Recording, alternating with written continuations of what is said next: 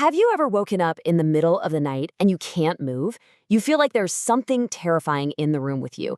It's a fear that's been shared for centuries. And today, we're diving into one of its most famous names, the Karabasan.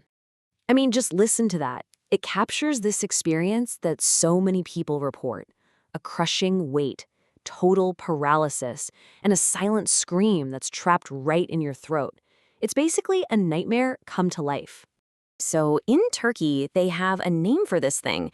They call it the Karabasan, which literally translates to the dark presser.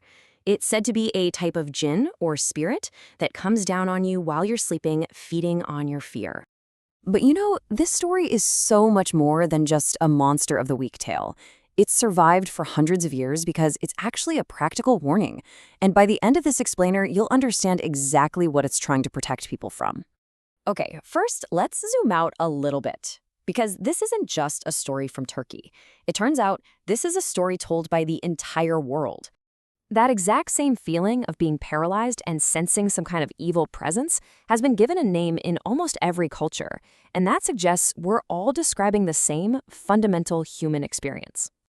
Just look at this. In Japan, it's kanashibari, which means being bound in metal. In China, guiyashan, a ghost pressing on your body. In Old England, they called it the old hag that sits on your chest.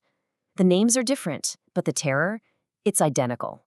This global pattern really points away from local ghosts and towards some kind of common biological root. So what is that root? Well, this is where folklore meets modern science. And honestly, the explanation is just as fascinating as the myth itself.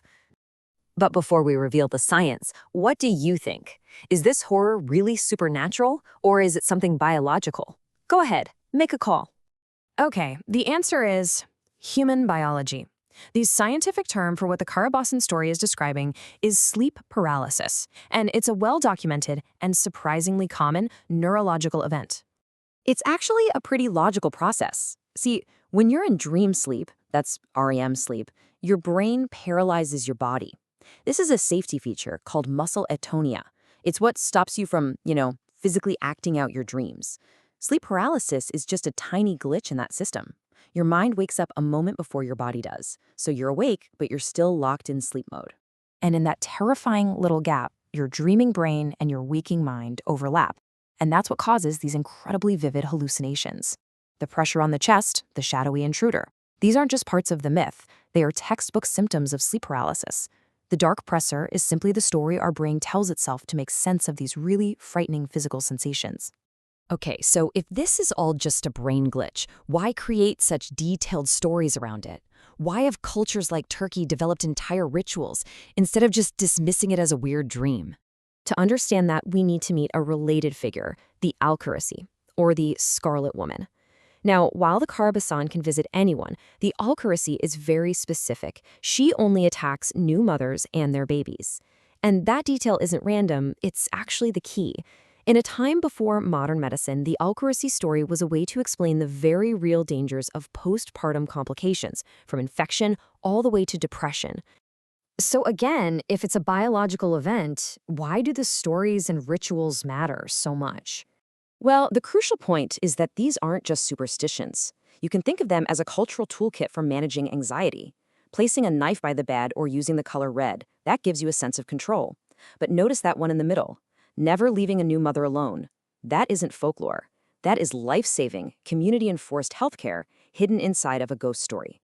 And this brings us to why, even here in the 21st century, these stories are far from dead. A recent study found that 80% of Turkish university students immediately recognized the name Karabasan when they were asked about sleep paralysis.